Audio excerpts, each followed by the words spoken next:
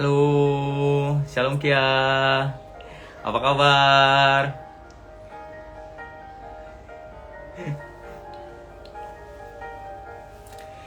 Jadi Kia, tema kita pada hari ini itu tentang mental health. Kalau kamu mau bertanya, jadi boleh disampaikan di kolom komentar, ya boleh tanya secara langsung.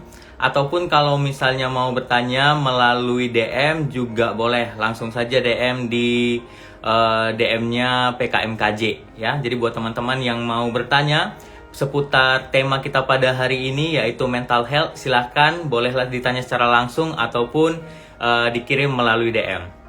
Shalom semuanya. Oke, shalom Fitis. Shalom Evan, shalom Dinda. Selamat datang di Instagramnya KMKJ. Shalom Yeni. Apa kabar Yeni? Sudah lama ya kita tidak ketemu ya Yen. Ada sukacita Yeni? Shalom Turangku. Aduh, senang sekali nih Turangku menonton acara kita pada malam hari ini. Terima kasih atas dukungan teman-teman ya yang sudah bergabung pada malam hari ini. Nah, harapannya juga biarlah tema yang kita angkatkan pada hari ini bermanfaat bagi teman-teman semuanya. Apa sih Kia? Ya, puji Tuhan dikasih kesempatan untuk jadi host juga Kia di Klasis Medan Kota Jurung. Kalau ada klasis-klasis yang lain juga tidak masalah, kayak open ya, endorse gitu ya. Oke. Ya, shalom. Oke. Ya, terima kasih. Ya, tetap diikutin terus ya dari awal hingga akhir ya. Karena sangat disayangkan sekali jika teman-teman itu hanya mengikuti bagian awalnya saja. Karena ini adalah materi yang kita pikir cukup jarang ya untuk diangkatkan. Nah, jadi oke. Oh, sudah bergabung narasumber kita pada malam hari ini. Siapakah narasumber kita? Mari kita lihat narasumber kita pada malam hari ini. Deng deng deng deng, dia muncul. Aduh, shalom Nancy. Wah, apa kabar? Selamat ketemu. Halo, shalom. Shalom Bang Pendeta, Joke. apa kabar? Nah, jadi pada malam hari ini seperti yang teman-teman sudah lihat di flyer kita ataupun di beberapa snapgram bahwa pada malam hari ini kita akan membahas sesuatu hal yang sangat menarik sekali karena mungkin jarang ya didengar tentang topik atau tema kita pada malam hari ini, dan juga ini sungguh sangat kontekstual ya. Mungkin kita sangat sudah alami beberapa kali tapi kita tidak notice itu sebenarnya sesuatu yang kita perbincangkan pada malam hari ini. Nah, tapi sebelumnya ya, karena sudah oke, selamat datang buat teman-teman yang baru bergabung. Dan teman-teman yang baru bergabung juga penasaran nih, siapa sih kira-kira narasumber kita pada malam hari ini dan siapa sih kira-kira hostnya, Cie. Jadi hostnya juga pengen diperkenalkan. Oh iya dong, kita saling memperkenalkan diri Bang. Oke, ya.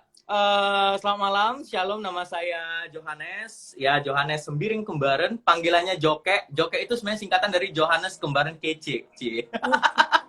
Agak alay ya. Ya maklum lah, itu nama itu didapatkan sewaktu SMA dulu ya. Jadi zaman-zaman SMA, zaman-zaman alay, Cie. Asik. Oke. Nah, itu perkenalan singkat dari saya sebagai host pada malam hari ini. Boleh kira-kira narasumber kita memperkenalkan diri? Halo teman-teman, salam kenal. Saya Indah Sirulina, saya pendeta di GBKP. Saya masih permata, itu yang paling penting deh kayaknya Bang. Biar kalian promosi, oh enggak ya? Oh boleh, sekalian promosi, kenapa enggak? Boleh, benar, aja benar, dong. Benar. Saya beruginting beberapa karo.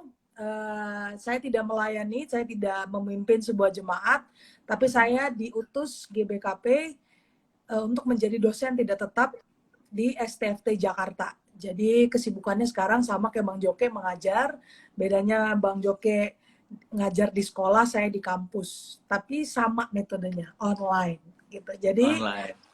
Posisi sekarang di Depok, Jawa Barat. Salam kenal buat teman-teman sekalian. Begitu Bang Joke. Oke, selamat datang buat narasumber kita pada malam hari ini ya. Ternyata job kita sama ya, sama-sama seorang guru ya. Betul. Ya, nah, ya berbicara tentang guru ini juga hal yang menarik sih sebenarnya. Nah, cukup besar tantangan seorang guru pada masa COVID seperti ini ya. Dan itu juga membuat saya pikir beberapa guru atau mungkin kebanyakan guru juga cukup khawatir dengan bagaimana proses belajar mengajar, bagaimana kira-kira anak-anak bisa mendapatkan pengetahuan dengan metode jarak jauh, ya kan, metode daring. Nah, itu adalah salah satu kekhawatiran guru saya pikir ya, apalagi pengajar gitu. Nah, berhubungan juga dengan tema kita pada malam hari ini, yaitu tentang Betul, mental health, ya. Oke, nah, betul. kira-kira mental health ini seperti apa sih? Apa sih menurut narasumber kita mental health itu mungkin bisa didefinisikan? Sebenarnya kan kesehatan mental itu dia tuh bukan satu posisi, bukan satu kayak kita kalau dikatakan sehat mental maka kemudian serba happy, lalu tidak ada pergerakan, tidak ada grafik naik turun. Tapi justru kesehatan mental itu berbicara tentang itu, tentang proses yang tidak pernah statis, proses yang dinamis gitu. Nah, kenapa itu menjadi penting untuk dipercakapkan, Bang? Karena kadang-kadang kita nggak sadar grafiknya, gitu. Kita nggak sadar bahwa kita naik turun, gitu. Atau jangan-jangan kita statis di atas, di mana kondisi kita sangat rentan untuk emosi, sangat rentan untuk marah-marah, lalu kita merasa diri tidak berharga dan segala macam, begitu. Jadi kesehatan mental itu bukan sebuah posisi ya, bukan kayak kalau sehat mental maka tidak ada penderitaan, bukan. Tapi kesehatan mental itu berbicara keterampilan mengelola emosi yang tidak stagnan, tapi dinamis gitu. Karena kenapa tidak stagnan, Bang? Karena kan kita berjumpa sama orang ya. Kayak tadi Ya, Abang benar-benar. bilang kita sekarang itu ngajar lewat ataupun bekerja lewat daring gitu kan. Daring, ya benar. Itu pasti ada kecemasan tersendiri nggak sih ketika kita ngajar terus anak-anak didik kita itu cuman di Zoom itu tuh cuman nggak Kayak buka cuma ngeliat kamera. gitu aja ya. Kita nggak tahu mereka ini paham atau enggak ya, dan gimana Betul, nanti kira-kira mereka di ujian akhirnya gitu kan. betul, betul. Terus area controlling juga nggak ada. Jangan-jangan bukan kita aja sebagai edukator, tapi pekerja-pekerja lain juga mengalami hal yang sama gitu. Kayak dia pasti banyak sekali menemukan kejanggalan hal yang baru selama masa-masa COVID kayak gini, terlebih melalui virtual demi virtual. Capek nggak sih, Bang, setiap hari kita mantengin laptop, belajar Iya, dari benar. laptop, yang biasanya Mhm. hasil pembelajaran itu bisa kita diskusiin di sambil nongkrong misalnya, kita Iya. sambil ketemu sama orang, ini nggak bisa gitu kan, pasti Hmm. menghadirkan kecemasan demi kecemasan ataupun kayak grafiknya tuh naik turun. Nah, Iya. berbicara tentang isu kesehatan mental itu adalah berbicara bagaimana kita mengelola yang naik turun ini gitu. Jadi bukan berarti harus happy terus nggak menderita, bukan, tapi mengelola pikiran, aksi dan perasaan kita gitu. Jadi Oke. terkait itu sih. Ya, jadi itu ya. Jadi mental health ini atau isu kesehatan mental ini berhubungan dengan bagaimana kita mengelola pikiran kita, emosi kita, gitu ya. Karena ada hal yang cukup mengganggu sebenarnya pikiran saya ketika teman-teman ada tadi yang berkomentar di Instagram saya seperti ini. Aduh, membahas tentang mental health, saya kan nggak gila katanya. Nah, jadi mungkin beberapa orang berpikir bahwa mental health atau kesehatan mental itu identik dengan kejiwaan kali gitu ya. Padahal seperti yang pendeta sampaikan tadi bahwa mental health ini berhubungan dengan bagaimana kita mengelola pikiran kita, mood kita ataupun emosi kita ya.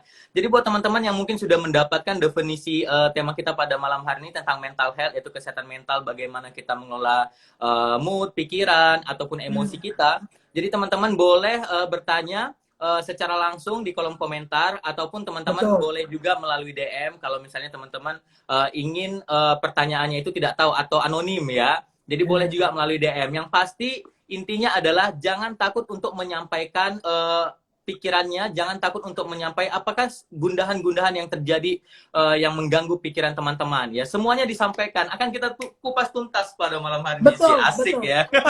Nah, yang menariknya lagi, Bang, yang pengen aku tambahin kayak tadi Abang bilang bahwa isu ini hanya untuk mereka yang gangguan jiwa, itu salah besar banget sih Iya. sebenarnya. Karena apa ya?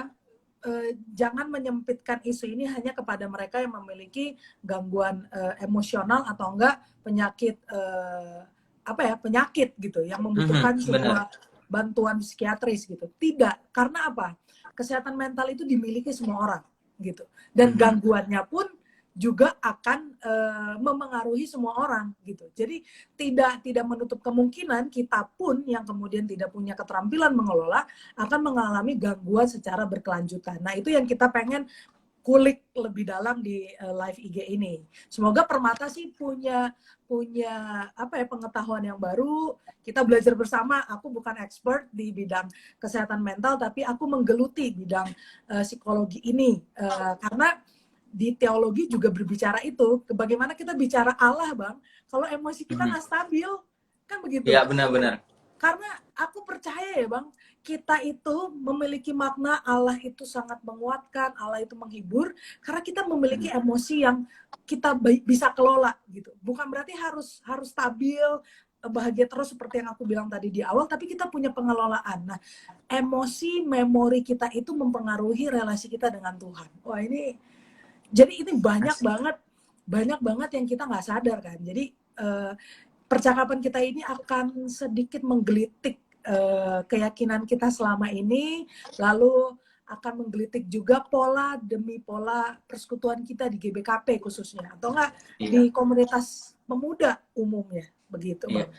Jadi pemahaman kita tentang mental health ini sebenarnya memengaruhi hubungan kita dengan sesama dan juga hubungan kita dengan Tuhan gitu ya. Dan mungkin juga perlu ini sebagai apa ya, sebagai pengetahuan bahwa kita mungkin perlu identifikasi nih, sebenarnya kita sudah sedang mengalami hal tersebut atau tidak. Mungkin kita hanya memikirkan bahwa, oh kayaknya hubunganku sama temanku nggak baik deh.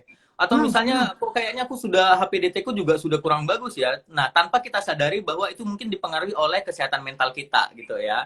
Oke, nah, iya, menarik sekali sih sebenarnya. Jadi pengen tahu banget nih gitu kan. Karena kesehatan mental ini ternyata yang paling menarik tadi tuh bisa menjaga hubungan kita baik dengan sesama ataupun dengan Tuhan. Ya penting banget, esensi banget ternyata. Betul, dan paling penting juga yang kita nggak boleh lupa hubungan kita dengan diri kita sendiri. Oh ini juga yang nggak boleh kita lupain gitu. Kadang-kadang kita selalu berorientasi sama orang lain, tapi kita lupa ada tubuh yang juga memberi signal, memberi tanda bahwa ada sebuah kecemasan yang harus diperhatikan gitu. Contoh sederhana nih, Bang, sebelum kita lebih dalam, karena sebenarnya gangguan emosional ataupun isu kesehatan mental ini banyak ragamnya ya. Banyak sekali, tapi percakapan kita akan berpusat pada anxiety, kecemasan begitu. Tapi umumnya kita itu selalu berorientasi pada orang, bagaimana orang melihat kita, bagaimana orang memuji kita, lalu kita selalu berusaha menampilkan sebaik mungkin. Pasti ada kadar di mana atau ada masa di mana kita kelelahan, Bang, gitu. Iya, benar-benar. Pernah nggak sih kayak ngerasa udah capek banget ternyata nggak bisa tidur? Ya, pernah. Itu jangan-jangan bukan hanya pengaruh fisik, tapi pengaruh emosional. Satu. Yang kedua, misalnya kita sering banget tuh capek di daerah pundak, terus kita kayak merasa pegal gitu ya. Pegal gitu kan. Padahal sehari itu kita nggak ada makan daging, nggak ada makan seafood yang meningkatkan kadar kolesterol kita, tapi pegel banget gitu. Nah, itu juga bisa dipengaruhi oleh emosional kita yang sebenarnya membutuhkan perhatian kita. Artinya, apa yang kita rasa, apa yang memori yang terekam, lalu tubuh yang terbatas itu pun menjadi wadah untuk menunjukkan, ayo istirahat, ayo kendalikan emosionalmu, ayo dirilis stresnya begitu. Jadi, itu berkaitan semuanya, Bang, gitu.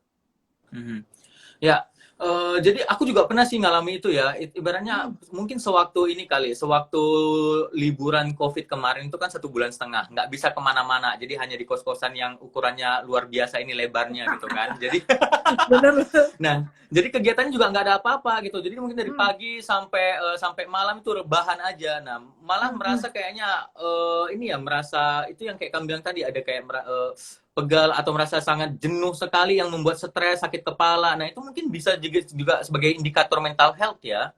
Betul.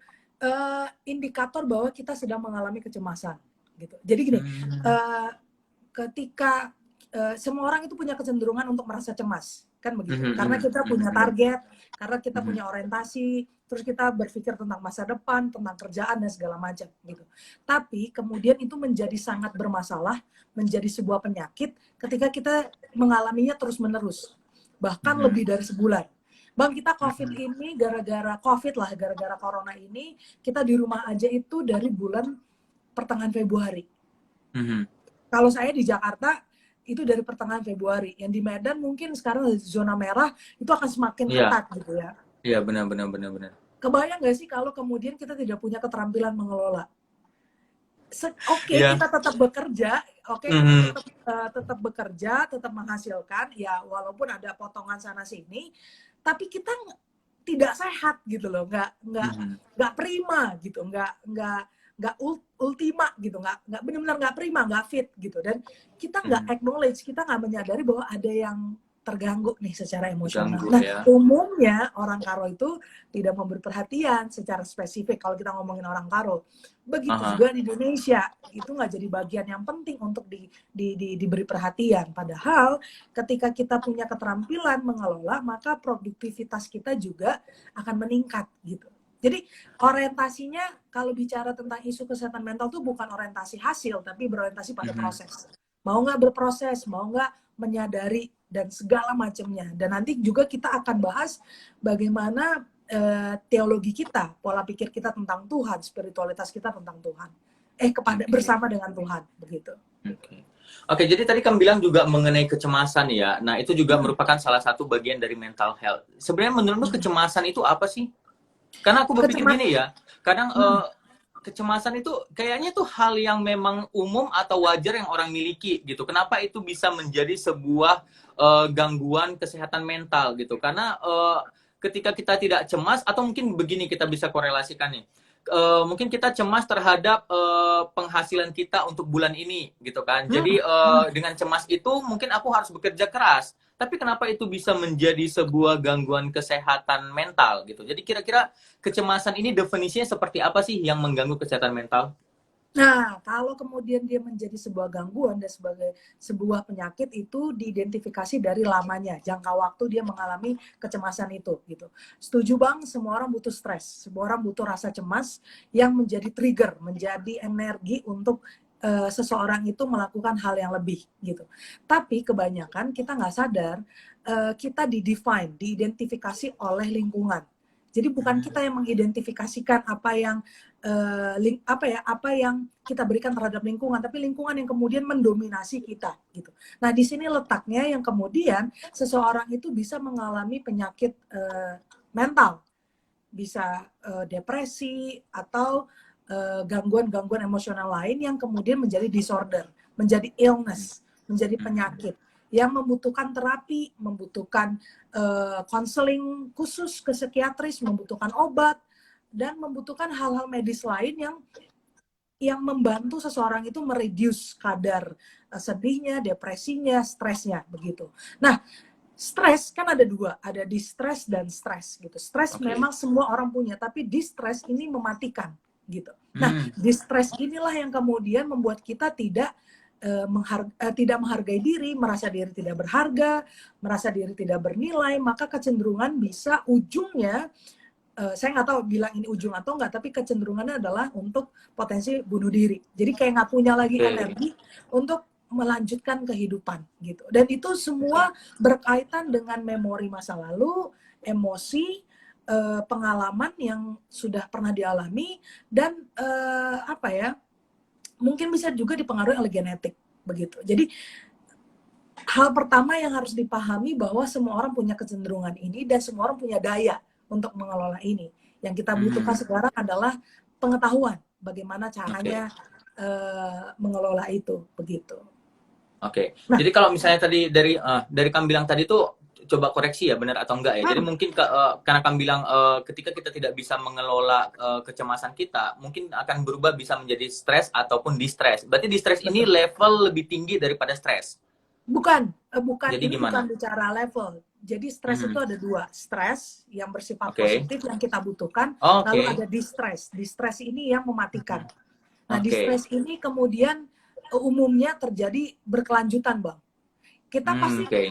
pasti stres kan, kayak tadi Abang bilang kita stres bulan ini gaji kita misalnya dipotong gitu, atau uang jajan kita berkurang sebagai mahasiswa, atau nilai kita nggak sampai, itu stres gitu kan. Iya. Tapi ada distress seperti pengalaman traumatis atau efek dari penggunaan illegal drugs, narkoba, itu semua distress yang dihasilkan oleh apa ya, hal-hal yang tidak bisa kita kontrol gitu.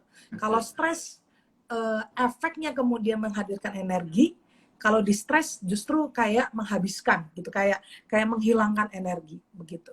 Nah, itu tuh yang perlu kita ketahui. Ini di stres yang mematikan atau hanya stres. Nah, itu tuh juga bagian dari pengelolaan kesehatan mental kita, kesehatan psikis kita gitu. Oke, jadi tadi kamu bilang kita juga perlu mengetahui ya mengenai stres dan distres ini untuk mengelola kesehatan mental kita. Nah, jadi pasti ada pemicunya dong itu ya untuk yang distres ini gitu. Jadi untuk pemicunya itu kan mungkin tadi kita bisa korelasikan dengan kecemasan. Nah, ada nggak jenis-jenis kecemasan gitu yang agar kita tahu oh ternyata jenis kecemasan ini berpotensi besar untuk distres, tapi jenis kecemasan ini mungkin hanya untuk stres yang tidak terlalu efeknya tidak terlalu negatif atau gimana gitu. Jadi ada nggak kira-kira jenis-jenis daripada kecemasan itu? Ada Bang, jadi yang aku tampilin ini nanti Abang bisa bantuin karena Abang host. Nah ini yang aku tampilin setidaknya ada 4 bagian dari kecemasan gitu. Nah kalau soal stres itu semua soal tantangan dalam pekerjaan, dalam sekolah segala macam. Tapi ada beberapa kecemasan yang kemudian harus diperhatikan. Misalnya kayak spesifik fobia, ketakutan pada sesuatu yang tidak masuk akal. Kita pas nggak tahu ya, nggak semua orang sih punya fobia, tapi saya punya fobia. Saya badan besar Bang, saya tomboy, ini lagi dandan aja makanya kelihatan kayak cewek gitu kan. Oh ya, cantik Tapi, banget tadi aku lihat Indah ini ya. tapi saya fobia sama balon.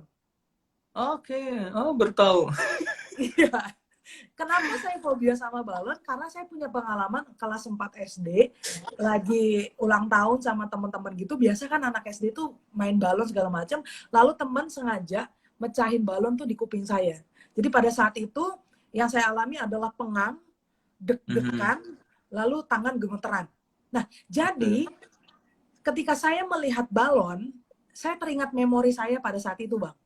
Memori ketakutannya, emosi ketakutannya itu terasa gitu. Nah, kalau saya tidak mengelola, maka kemudian saya bisa jadi irasional dalam melihat balon, menjadi tidak lagi apa ya, tidak masuk akal begitu. Nah, ini bisa menjadi distress ketika tidak dikelola begitu.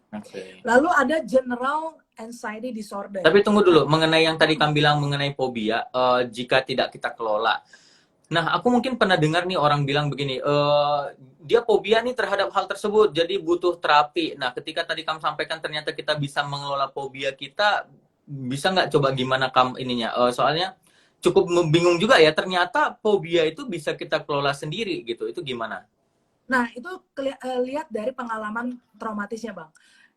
Aku bersyukur pengalaman itu tidak merusak tubuh, aku tidak mengalami kekerasan, aku tidak mengalami sebuah apa ya, sebuah kayak dia hanya menghadirkan emosi negatif. Dia tidak menyentuh tubuh, dia hanya mengagetkan. Nah, itu masih bisa dibantu dengan aku kalau aku melatih diri melihat balon dan itu semua terapinya banyak di YouTube. Tapi kemudian kalau kita fobia pada hal-hal yang tidak masuk akal karena pengalaman traumatis yang menghadirkan trauma, ini yang harus dibedakan. Saya trauma memang sama balon, tapi kemudian traumanya tidak sangat mematikan. Karena ada trauma yang bisa dikelola sendiri. Tapi ada trauma yang kemudian misalnya dia fobia dengan lelaki. Atau hal-hal yang tidak masuk akal. Misalnya dengan botol minum, misalnya. Kan begitu. Kan itu nggak masuk akal. Kok lo fobia sama botol minum? Ternyata dia pernah dilempari botol minum dengan seseorang. Misalnya. Nah, itu yang kemudian yang seperti Abang bilang, dia membutuhkan terapi lebih lanjut. Dia nggak mungkin, karena ini kan barang yang kemudian sangat familiar ya, maksudnya di sekitar kita gitu. Apalagi dengan gerakan-gerakan go green segala macam, dia akan, kenapa semua orang santai ya dengan botol minum, tapi ternyata ada pengalaman traumatis yang belum disentuh, yang dia tidak mengerti, tidak tahu caranya, maka dia membutuhkan pertolongan ke psikiatris dan segala macam. Begitu. Oke. Nah, ini juga cukup menarik sih ketika aku baca definisi Hindu, yaitu spesifik fobia di sini adalah ketakutan pada sesuatu yang tidak masuk akal gitu. Nah, mungkin tidak masuk akalnya ini perlu mungkin kita ini ya konkretkan seperti apa. Karena apakah misalnya nih kayak aku juga fobia, tapi fobianya sama ular gitu. Aku takut banget sama ular. Nah, apakah itu juga termasuk dari sesuatu ketakutan yang tidak masuk akal? Karena kan ular itu konkret gitu, nyata gitu. Nah, itu Nah, termasuk atau tidak?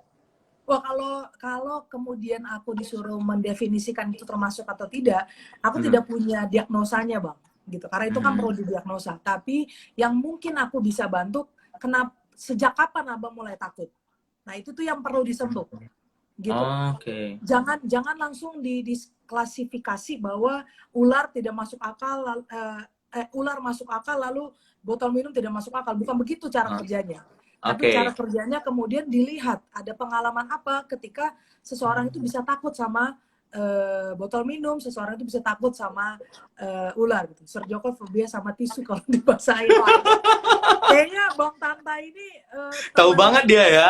tahu banget dia gitu kan. Nah, jadi artinya yang pendekatan kita adalah kemudian mengetahui latar belakang seseorang itu bisa mengalami spesifik fobia. Bukan Mhm. bukan menyentuh bendanya, bukan menyentuh objeknya, tapi menyentuh pengalamannya, begitu. Nah, ini nih yang kemudian menjadi menarik karena pernah ada anggapan fobia itu masuk di behavior disorder gitu, perlakuan yang aneh. Tapi ternyata itu berangkat dari sebuah kecemasan. Nah, kecemasan pun kemudian dipengaruhi oleh pengalaman demi pengalaman, begitu. Nah, jadi 4 yang aku sampaikan ini sudah masuk Mhm. disorder, Bang, sudah masuk penyakit.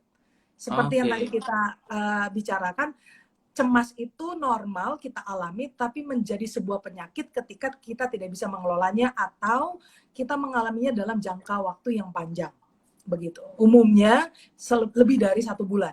Nah, fobia kan biasanya tahunan, kan begitu. Mhm. Iya, Tapi kan benar-benar. nggak mungkin, misalnya kayak saya, abang deh fobia ular, kan nggak mungkin setiap saat abang ketemu ular, Mhm.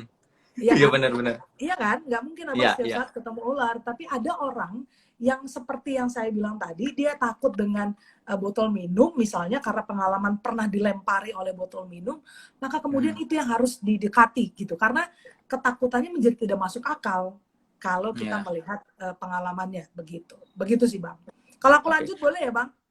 Boleh, boleh, silakan. Boleh. Nah, yang kedua itu general anxiety disorder. Ini khawatir terus-menerus, gelisah, dan terganggunya konsentrasi. Nah, ini umum nih. Mhm. Nah, Oke. umum sekali karena bisa banget nih Bang kita lagi mengalami ini sekarang.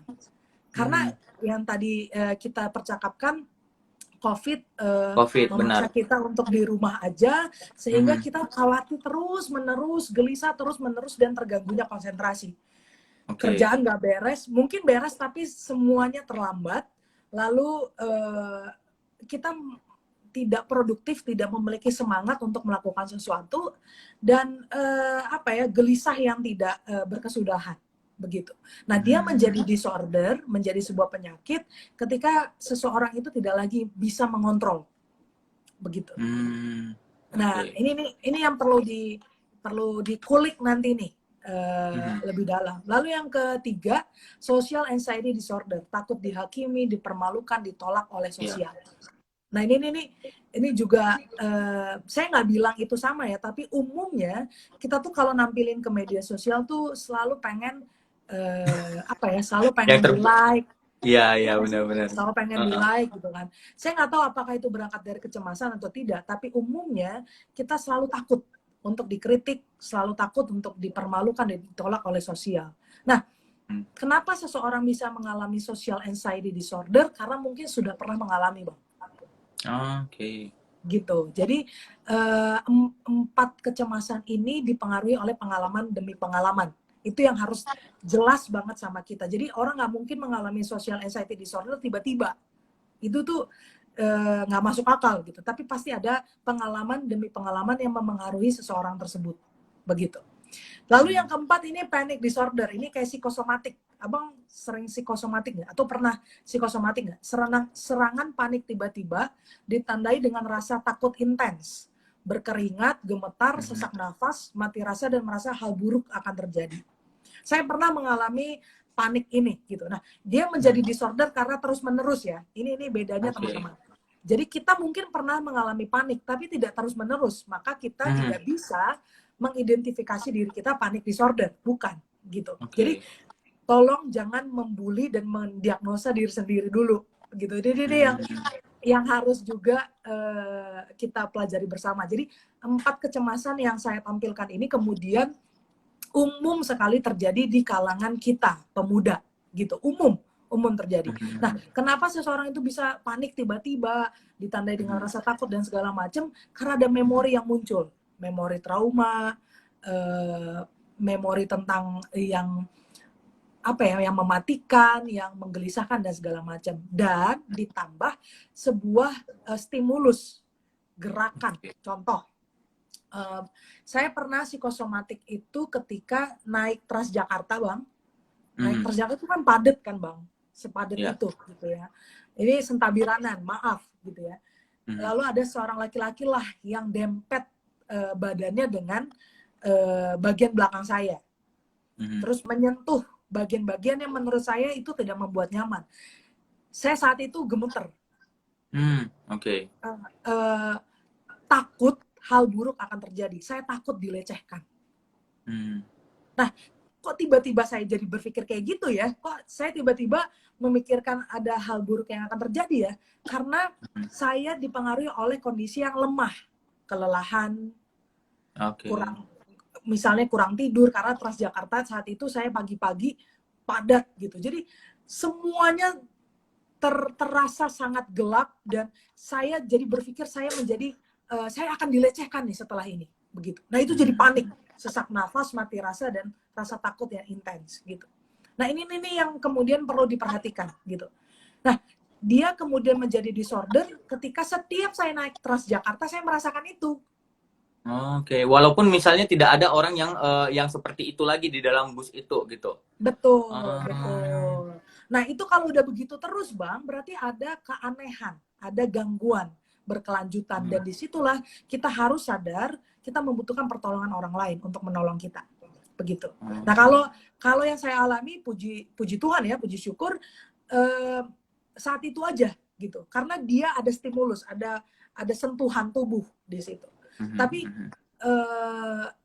saya turun dari Transjakarta, saya tarik nafas dulu, saya tenangkan diri dulu. Soalnya kalau nanti saya lari, kemudian saya jatuh dan tidak bisa menolong saya, maka kemudian saya akan membebankan diri saya sendiri dan orang lain di sekitar saya saat itu. Jadi pada saat itu saya turun dari Transjakarta, dari bus itu, udah menenangkan diri, baru kemudian berjalan lagi, begitu. Nah jadi tadi juga cukup menarik ketika kamu bilang misalnya nih di dalam bus kamu panik dalam kondisi seperti itu, namun di hari berikutnya mungkin tidak ada lagi orang yang seperti itu, tapi muncul kembali perasaan itu. Nah, itu termasuk panic disorder, ya. Nah, tapi ini jadi, aku teringat dengan kondisi awareness, gitu. Nah, bukannya itu menjadi hal yang baik ketika kamu jadi aware nih, ketika kamu berada di bus, jadinya kamu ada kata ekstra hati-hati atau apa, atau mungkin kita anggap dengan begini deh. Panic disorder ketika kita misalnya melihat perampokan atau pencopetan di dalam bus gitu. Nah, sehingga kedepannya juga kita memang masih takut nih, tapi jadi ada awareness-nya gitu. Itu gimana? Nah, jadi itu benar banget. Ketika kita tahu bahwa itu kemudian menjadi sebuah kecemasan yang harus saya kelola, maka pengalaman selanjutnya ataupun perjumpaan selanjutnya dengan Transjakarta membuat saya lebih hati-hati. Itu benar banget, Bang. Untuk itulah kita harus menyadari gejala demi gejala yang kita alami gitu. Jangan acuh gitu, jangan yang baper amat sih, cuma gara-gara itu aja gue panik. Bukan itu gitu loh, tapi harus justru sadar bahwa ternyata itu melemahkan ya, gue jadi sesak nafas gitu. Nah, aware akan kondisi gejala fisik yang dialami dan gejala emosional yang dialami, maka kita kemudian kedepannya dalam perjalanannya akan lebih ekstra hati-hati, akan lebih ingin belajar memiliki keterampilan untuk memahami dan mengelolanya, begitu. Jadi disitulah saya percaya betul, maka kecemasan itu bisa dikelola ketika kita mulai menyadarinya, gitu. Nah banyak orang yang acuh, Bang, dia nggak mau menyadarinya, begitu. Nah, ketika tadi kamu bilang kita harus menyadarinya, berarti kita harus bisa mengidentifikasi dong ya. Nah, kira-kira ada nggak gejala-gejala yang mungkin bisa membantu kita untuk mengidentifikasi bahwa ini nih sebenarnya sudah termasuk gejala kecemasan nih, jadi kita harus mulai belajar mengontrolnya gitu. Ada nggak kira-kira gejala-gejalanya? Setidaknya kita bisa bicara gejala fisik. Nah, gejala fisik ini umumnya terjadi Wah, ini kepotong ya. Iya, Pokoknya waduh. ada empat hal. It's okay. Ada empat hal. Itu ada kelelahan, sakit kepala, tegang dan mual, gitu ya. Itu kalau Mhm. kelihatan sakit kepala, tegang dan mual. Nah, pernah nggak sih kita nggak ngelakuin apa-apa terus merasa kelelahan? Iya. Kayak sekarang Seperti kan yang tadi lagi ya, contoh case-nya mungkin yang tadi sebelumnya ya, yang betul, situasi tidak ngapa-ngapain suatu COVID, ternyata merasa lelah gitu ya. betul, Oke. betul. Mhm. Atau kita sebenarnya nggak ada melakukan aktivitas fisik tapi kelelahan gitu. Kayak nggak Mhm. semangat, tubuh serba sakit dan segala macam, tegang. Berjumpa dengan seseorang deg-degan dan segala macam, lalu mual, pengen muntah dan sakit kepala, which is kita nggak tahu alasannya. Dan jangan-jangan itu ada emosi yang terpendam, emosi negatif, ada distress yang tidak kita perhatikan. Itu ya seperti yang tadi kita percakapkan, tubuhnya kemudian tidak, tubuhnya sudah memberi signal Mhm. kepada diri, kepada kesadaran kita untuk ayo diperhatikan. Maka gejala-gejala ini yang harus gejala-gejala ini yang bisa kita ukur, Bang. Oke. Kalau gejala spiritual, gejala emosional kan dia tidak terlihat. Mhm. Dia tidak konkret, tidak terlalu terasa nyaman. Tapi ketika gejala fisik ini muncul, maka disitulah kesempatan kita untuk mengurai apa yang kita rasa. Kenapa ya kok aku kelelahan padahal aku nggak ngapa-ngapain? Kenapa ya kok aku sakit kepala padahal tidurku bagus, jamnya Mhm. oke, tidur cukup. Kenapa ya kok aku mual padahal makananku oke, gitu kan. Kenapa ya kok aku serba tegang. Nah itu kenapa ya itu pertanyaan demi pertanyaan itu akan membantu kita mengurai. Oh ternyata kayaknya gue sebenarnya nggak oke nih dengan Mhm. relasi gue dengan itu gitu. Atau sebenarnya gue sebenarnya nggak suka sama pekerjaan ini gitu-gitu. Nah itu tuh Mhm. yang kemudian gejala fisik ini membuat kita menjadi aware, menjadi sadar ada gejala-gejala psikis yang juga harus kita perhatikan. Begitu. Sehingga ketika gejala ini ada, maka kita membutuhkan keterampilan, Bang. Keterampilan mengelola. Nah, Oke. itu ada di foto selanjutnya, kalau Abang boleh. Nah, ini dia. Oh, bukan ya? Nah, ini Nih. gejalanya. Oh, tapi nggak terlalu kelihatan. It's okay. Aha. Aku boleh balikin kamera, Abang di close aja. Oke. Bentar.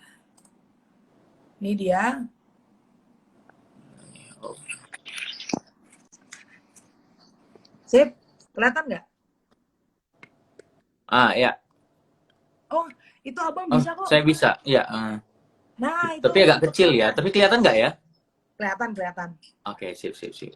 Nah, jadi eh, keterampilan mengelola itu setidaknya ada 5. Padahal ada banyak banyak cara lain teman-teman. Nanti teman-teman bisa cari lebih dalam. Tapi setidaknya 5 ini menurut hemat saya sudah cukup untuk kita pelajari mengelola kecemasan yang mungkin belum menjadi penyakit begitu. Oke. Nah, Tapi Indah, sebelum sebelum kamu mungkin menjelaskan mengenai keterampilan untuk mengelola, mungkin kita perlu ingatkan lagi nih sama teman-teman gitu kan. Karena kecemasan ini banyak banyak sekali contoh kasus yang mungkin kita alami ya di hmm. kehidupan kita sehari-hari. Bisa saja misalnya di dunia perkuliahan, di dunia Hmm. pekerjaan, atau mungkin juga bisa di dunia apa ya, di lingkungan keluarga, pertemanan, persahabatan, atau mungkin di lingkungan apa kekasih sih. Kecemasan ya. Asik. Nah, jadi kayaknya cukup akan lebih asik ketika kita punya contoh kasus yang nyata gitu ya dari Hmm. teman-teman Hmm. dan teman-teman yang bergabung pada hari ini. Jadi buat teman-teman yang mungkin memiliki pengalaman yang berhubungan dengan kecemasan, boleh dong share ke kita. Atau mungkin teman-teman masih ada masalahnya tentang kecemasan yang mungkin ingin kita diskusikan bersama, mana tahu kita bisa memberikan solusinya, juga boleh disampaikan melalui kolom komentar ataupun boleh direct secara message ya. Kalaupun misalnya teman-teman ingin menyampaikannya tapi anonim tanpa diketahui namanya. Boleh saja. Yang pasti ingat ini hanya sekali ini aja ya kita bahas tentang kecemasan ya, tentang mental health ya. Jadi tidak ada pertemuan-pertemuan berikutnya gitu. Jadi jangan lewatkan kesempatan ini, langsung tanyakan ya. Apalagi ini yang bergabung hari ini cukup banyak ya, ada 28 orang. Dan tadi juga saya lihat ada beberapa teman-teman yang pemuda-pemudi lain juga yang bergabung dengan kita pada malam hari ini. Sungguh sangat menarik, artinya kita memiliki beberapa background yang berbeda nih. Tentu saja mungkin ada Hmm. beberapa kecemasan yang berbeda yang bisa kita angkatkan pada malam hari ini. Oke, nah, jadi kalaupun mungkin kita sudah melewati bagian jenis-jenis kecemasan, sekarang kita masuk ke terampilan mengelola, tidak masalah ketika teman-teman bertanya tentang hal-hal yang sudah lewat sebelumnya. Oke? Oke, ya, mungkin Nah, boleh dilanjutkan. Mhm. benar-benar Bang, aku juga ingin menambahkan buat teman-teman, jangan merasa segan untuk menceritakan apapun gitu. Kecuali memang ada hal-hal yang menurut teman-teman aku belum berani untuk coming out, belum berani untuk jujur. It's okay gitu ya. Kita menghargai privacy. Tapi di saat bersamaan kami di sini untuk menolong. Jadi jangan segan juga untuk menceritakan gitu. Kami akan berusaha menjaga apa ya, konfidensial, kerahasiaan apa yang teman-teman alami. Itu sudah sering aku jumpai Bang, saya jumpai Bang. Jadi buat aku pribadi justru pengalaman-pengalaman tragis, pengalaman-pengalaman traumatis ketika diceritakan itu juga menolong ternyata Bang. Kita punya pengelolaan keterampilan yang namanya storytelling gitu. Jadi Oke. Nah, ini nih yang kemudian bisa kita pelajari bersama. Teman-teman mohon diperhatikan keterampilan mengelola. Yang pertama itu telaah polanya. Oke. Ditelusuri polanya. Kapan sih kekhawatiran, kecemasan itu sering muncul? Mhm. Contoh, Bang. Eh, aku itu termasuk overthinking dan suka sekali bekerja di malam hari.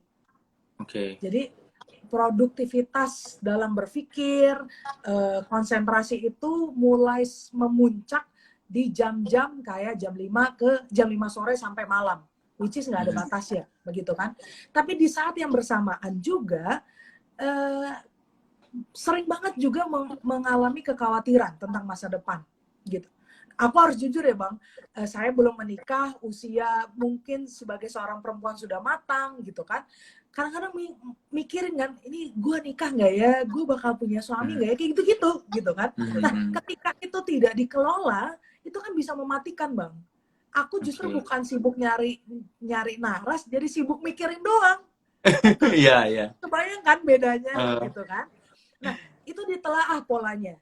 Jadi kalau saya melihat pola saya, maka pikiran-pikiran negatif, kekhawatiran yang tidak masuk akal itu akan selalu muncul ketika sebelum tidur. Oke. Nah, teman-teman polanya gimana? Apakah lagi sendiri? Apakah saat makan? Ada loh Bang yang saat makan dia justru sangat worry. Karena dia berpikir makanan dia itu akan membuat tubuhnya semakin jelek. Bukan Hmm. semakin sehat. Nah, pikiran itu yang kemudian harus dikelola.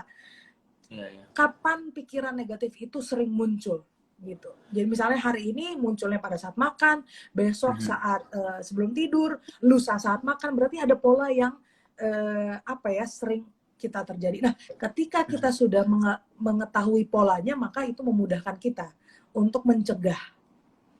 Nah, Jadi, seperti ini nih, ada teman kita yang cukup menarik ya. Aku pikir dia ah, juga sudah mulai berusaha mengidentifikasi polanya. Nah, jadi dia itu di awal tahun 2010 itu dia suka bermain musik. Nah, tapi hmm, hampir setiap tugas musik itu hampir dari setiap ketika dia bermain musik itu mendapatkan tugas tersebut, dia mendapatkan serangan panik gitu. Nah, jadi hmm, tangannya gemetar, kepalanya kayak pusing, kemudian agak lemas gitu bawaannya, terus perut kram sampai nggak bisa ngapain-ngapain. Dan itu terjadi hampir di setiap mau bermain musik. Nah, ini termasuk salah satu kita mengetahui pola ya, atau gimana nih? betul, betul Bang. Jadi Mhm. jangan-jangan muncul itu karena ada apalagi kita bicara musik ya, bicara seni. Seni itu kan tidak bicara orientasi. Seni itu ya Mhm. ekspresif, bebas gitu ya. Oke. Tapi kemudian ketika ada deadline, ketika ada standar yang harus dipenuhi, maka gejala psikis dan gejala emosional tadi itu muncul. Oke. Nah, kalau itu muncul apa yang harus dilakukan? Ya. Lakukanlah apa yang membuat kamu tenang. Salah satunya dengan pernafasan. Itu paling ampuh. Kita Mhm. tidak perlu S3 dulu baru kemudian kita bisa melatih fokus dan konsentrasi. Ini umum terjadi dan ini stres dan bukan distres. Karena Mhm. muncul ketika ada standar yang mau dipenuhi. Contoh, kayak tadi kasus yang Abang Kalau saya boleh bilang, jangan dibilang kasus karena ini kan bukan kriminalitas yang Bukan harus kriminal, kita, oke, iya, ya benar-benar. bukan kriminalitas yang harus Pengalaman kita, kali ya, pengalaman, pengalaman ya. pengalaman atau nggak Pengalaman narasi. kecemasan sih. Betul gitu, atau nggak narasi. Nah, jadi pengalaman itu kemudian ada sebuah stres karena kita punya keseriusan. Mhm. Kita takut gagal, kita ingin berhasil dan segala macam, dan itu stres yang bisa dikelola dan bisa menghadirkan sebuah keterampilan yang baik gitu. Bahkan aku yakin ya, orang yang gugup ketika harus memenuhi sebuah standar ukuran ataupun memenuhi sebuah presentasi atau apapun itu, maka dia akan bersiap lebih banyak. Oke. Nah, disitulah manfaatnya kita melatih pernafasan, begitu. Nah, cobalah buat teman yang bercerita tadi ke Bang Joke, cobalah untuk sebelum melakukan menyentuh alat musik itu dalam kondisi dalam sebuah pengalaman yang formal, maka latihlah pernafasan, menarik nafas, menenangkan diri, baru menyentuh gitu. Oke. Jadi Dan itu juga mungkin sangat ini ya, sangat applicable untuk dalam berbagai situasi dan kondisi karena kita tidak butuh alat, kita tidak butuh sesuatu, hanya bagaimana kita mengatur pernapasan ya. Oke, oke. Terus betul. gimana? Jadi deep breathing itu 7 detik, tarik nafas dalam dari mulut, dari hidung. Tapi kalau tahan dari hidung aja, mulutnya ditutup. Tapi ada orang yang juga yang nggak tahan kan. Nah itu tuh pelan-pelan. Jadi nggak harus langsung perfect. Nggak. Ini kita berproses gitu. Kalau bisa tutup mulut, tarik nafas dari hidung 7 detik. 7 detiknya bukan 1, 2, 3, bukan. Tapi 1, 2, 3. Kalau perlu pakai timer untuk Oke. melatih lambatnya ya, bukan asal 7 detik, bukan itu yang mau kita capai. Lalu ditahan 4 detik, tetap menutup mulut, lalu release, exhale, menghempaskan nafas. Kalau sanggup tetap dari hidung, tapi kalau nggak simpul kayak kita bersiul gitu. Tapi akan lebih baik kalau semua berpusat di hidung gitu. Nah itu tuh akan melatih. Kenapa ini sangat bermanfaat dan selalu aku ceritakan, Bang? Karena aku melakukan itu setiap Oke. waktu bangun dan sebelum tidur. Begitu. Oh. Oh, jadi itu tidak hanya dapat kita lakukan ketika kita merasa cemas, tapi bisa kita buat jadi pola hidup seperti yang kamu lakukan pagi dan malam sebelum tidur. Itu membantu juga agar lebih rileks atau gimana? Betul, sangat Hmm. membantu. Tentu didukung dengan yang lain ya. Lo tarik nafas pagi dan malam, tapi lo tetap ngerokok, nggak berhenti-berhenti, tetap minum minuman, tetap nongkrong, dan melakukan yang lain ya nggak akan juga berdampak baik pernafasan itu kan gitu. Nah, oleh karenanya perlu latihan gitu, perlu sebuah pengorbanan dan ketekunan, disiplin gitu. Jadi ini bukan asal bernafas, tapi benar-benar deep breathing, pernafasan dalam begitu. Nah, tadi udah ditelaah polanya, lalu melatih fokus, konsentrasi. Hal lain juga yang bisa kita lakukan adalah menulis apa Oke. yang ada di pikiran kita begitu. Nah jadi bukan hanya nulis status, tahu nggak? Bukannya mengkontrakan orang yang suka nulis status ya, enggak, Aha. tapi ada dampak dari status di publik. Oke. Contoh, mungkin kita menuliskan apa yang kita pikirkan, apa yang kita rasa di status Facebook, status Instagram, dan segala macam. Tapi kita harus sadar juga ada resiko. Ketika orang memberi komen, orang tidak suka dengan apa yang kita tuliskan, dan segala macam. Nah, kalau kondisi kita kemudian sedang tidak stabil secara emosional, maka hindari hal-hal yang membuat kita lebih lagi terbeban, lebih lagi tidak lagi bisa mengontrol gangguan emosional kita. Oleh karenanya saya selalu menulis, Bang, kayak nulis diary, tapi bukan kayak hari ini aku ketemu doi gitu, bukan yang kayak gitu, tapi benar-benar menuliskan apa yang kita rasa. Misalnya hari ini aku sangat merasa cemas, aku tidak tahu alasannya apa, tapi inilah yang aku rasa, lalu kita mengurai kecemasan kita itu dan segala macam begitu. Nah itu yang menolong gitu. Lalu yang keempat itu aromaterapi ataupun bahan makanan. Carilah bahan makanan ataupun aromaterapi yang menolong kita lebih rileks. kayak jasmine tea, green tea, banyak juga bahan-bahan yang lain yang memiliki kandungan untuk mereduce depresi, mereduce ketegangan demi ketegangan, begitu. Nah, itu tuh 4 hal yang bisa kita lakukan tanpa studi, ya, tanpa harus kuliah psikologi atau membaca buku yang berat-berat gitu. Itu semua bisa kita lakukan karena kita mau berproses dan jujur dengan apa yang kita rasa, begitu. Nah, yang terakhir, meratap. Oh, ini orang Karo PR juga sih. Dan umumnya Tapi kita sebelum juga kamu membahas ke meratap, kayaknya ini asik banget soalnya meratap ini ya, pembahasannya akan lebih wow sepertinya. Soalnya ini ada komen nih dari teman kita di sini. Bagaimana menghadapi orang yang nyaman dengan anxiety? Jadi dia mengatakan bahwa dia memiliki anxiety tapi tidak mau berproses dengan pemulihan dan malah menjadikan itu sebagai self defense gitu. Jadi oh ya, ada juga ternyata orang menggunakan itu sebagai self defense ya. Jadi agar tidak disalahkan atau gimana kali? Kira-kira gimana itu? Jadi kayak mengeksploitasi kecemasannya untuk playing victim. Jadi kayak ya kan gue anxiety, lo harus ngerti gue dong, gitu kan? Yeah. Gitu nggak, Kak Rerimna? Apakah seperti itu, nanti bisa diklarifikasi gitu ya? Bagaimana menghadapi orang gitu ya? Pertama, kalau aku boleh jujur, truly speaking, yang pertama aku akan tembak dengan joking juga, kayak dengan juga mengeksploitasi posisiku sebagai teman gitu ya. Ya gue juga capek lah lo selalu apa ya, playing victim, bilang gue anxiety. Ya gue juga capek jadinya temenan sama lo. Jadi kayak di challenge gitu loh. Tapi dengan cara joking tadi ya, jadi tidak terlalu menyinggung ya. Oke. Betul. Dengan joking, karena dia mengeksploitasi kecemasannya. Kecuali yang terjadi adalah dia nggak tahu bahwa itu kecemasan. Ya, oke. Nah ini yang kemudian kita sebagai teman menolong dia menyadari kecemasannya. Karena banyak juga Bang orang yang kemudian tidak sadar bahwa itu kecemasan, tapi dia selalu playing victim. Nah, kalau itu polanya sudah berulang, maka kemudian kita sebagai teman membantu dia menemukan pola.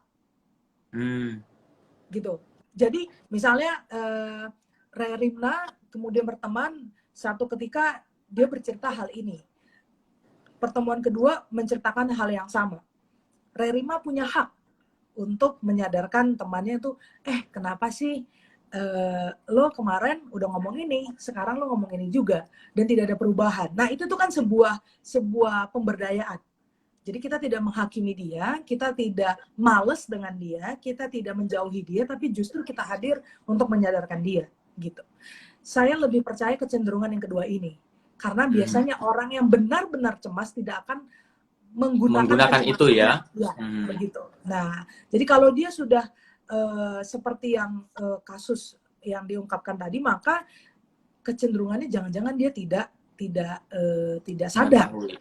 Betul, gitu. Nah, kata nyaman pun menjadi tidak masuk akal. Mana ada orang nyaman dengan kecemasan berkelanjutan, begitu. Nah, disitulah kemudian kita sebagai teman perlu menyadarkan. Masa lo nyaman sih di kondisi kayak gini? Masa lo setiap cerita begini sih, gitu. Nah, sebagai teman kita punya hak. Bahkan kalau saya boleh bilang, kita juga bertanggung jawab untuk menghadirkan kebahagiaan, menghadirkan daya, menghadirkan energi buat teman kita, gitu. Kayak gitu sih Bang kalau kasus itu. Ini ada pertanyaan Bang Uwi juga nih. Shalom Pendeta, mau bertanya, benarkah kondisi atau perlakuan hidup di masa lalu yang diterima orang memengaruhi mental berpikirnya di masa depan kehidupannya? Benar. Jawabannya itu doang kan Bang? Benar. Ya. Benar. Pertanyaan tertutup ya. Itu benar banget gitu. Jadi contoh ya, ada mungkin perempuan yang tidak suka berelasi intim dengan laki-laki. Jadi dia nggak suka pacaran, dia nggak suka temenan sama laki-laki gitu kan. Terus dikulik, ditelaah, ternyata dia mengalami kekerasan dari ayahnya. Jadi image tentang laki-laki kemudian menjadi sangat buruk begitu. Ditambah mungkin dia tidak mengakuinya atau memendam gitu. Itu kecenderungan pertama. Kecenderungan kedua justru terjerumus pada pergaulan bebas. Jadi dia ingin menangkis stereotip apa yang di pikirannya, maka kemudian ya udahlah gue coba aja bergaul sama laki-laki. Ternyata dia mendapati hal yang sama gitu. Nah, kalau kita sudah mengetahui bahwa itu mempengaruhi, ketika kita berteman, mari teman-teman untuk hadir, menghadirkan cinta, menghadirkan pemberdayaan, dan bukan menghakimi dia. Begitu. Karena banyak bang di pemuda itu yang kayak gini, lu baper banget sih, baru di WhatsApp 2 kali aja lu udah suka. Karena ternyata dia membutuhkan perhatian yang lebih misalnya. Karena di keluarga dia tidak mendapati itu gitu. Tapi karena hanya 2 WhatsApp misalnya, dia merasa wah saya sangat diperhatikan. Untuk sebagai seorang teman, jangan mulai dengan judgment. Lu gitu doang. Lu gitu doang. Nah itu udah kalimat judgment gitu. Sehingga teman kita tidak lagi berani menceritakan apa yang dia rasa. Begitu. Jadi kalau kita tahu bahwa pengalaman masa kecil, memori di masa kecil itu mempengaruhi cara pandang ke depan, maka kita yang tahu pengetahuan ini harus menghadirkan sebuah pemberdayaan dan kesadaran pada orang yang tidak menyadarinya. Begitu, dikulik. Begitu, Bang. Oke. Nah, itu makanya jangan suka bully, jangan hakimi teman-temannya, jangan sedih dia. Ya, jadi sedih benar Jadi ya. sedih. Jadi sedih. Oke, terima kasih Bang Wi ya sudah mengingatkan kita semua bahwa terkadang ucapan-ucapan yang kita tanpa sadar itu menyakiti hati orang lain bisa mengubah ya pola pikir mereka seperti yang dibilang Bang Puri tadi ya. Jadi jangan suka membuli, pikirkan dulu sebelum mengucapkan ya. Ucapan kita tuh kalau bisa jadi berkat bagi orang lain. Asik ya. Betul. Nah, itu bagian dari pendobrakan budaya juga sih, Bang. Harus diakui budaya kita di Batak khususnya itu patriarkal dan gerontarki. Patriarkal itu memusatkan diri pada laki-laki yang paling benar, paling kuat dan segala macam. Lalu gerontarki pemahaman di mana orang tua paling benar. Sehingga kita yang muda ini kemudian tidak punya ruang untuk mengekspresikan dirinya. Contoh, kalau budaya Karo kita spesifikkan. Kita nggak punya ruang bersuara kan kalau belum menikah. Ya, walaupun mungkin dibilang oke, ya silakan berbicara, tapi sebenarnya ada secara intrinsik ya, secara tersirat bahwa mungkin tidak didengarkan gitu ya, yang muda tidak didengarkan. Oke. Oh ya, tapi sebelum kita bahas lebih dalam lagi, memang ini cukup menarik sekali ya pembahasan kita tentang mental health atau kesehatan mental ini. Namun sayangnya keterbatasan di IG Live ini hanya 1 jam gitu. Dan terima kasih buat teman-teman yang sudah bergabung. Ada sekitar 20-30 orang yang sudah bergabung. Kita mau off sebentar, tapi akan kita lanjutkan lagi. Jadi jangan kemana-mana. Nanti kita tutup dulu yang ini untuk IG Live yang pertama. Kemudian nanti kita buka yang kedua. Langsung bergabung lagi dan tanyakan kembali apa kira-kira yang menjadi pikiran teman-teman yang perlu kita bahas. Oke? Ya, kita tutup dulu ya. Jangan kemana-mana ya.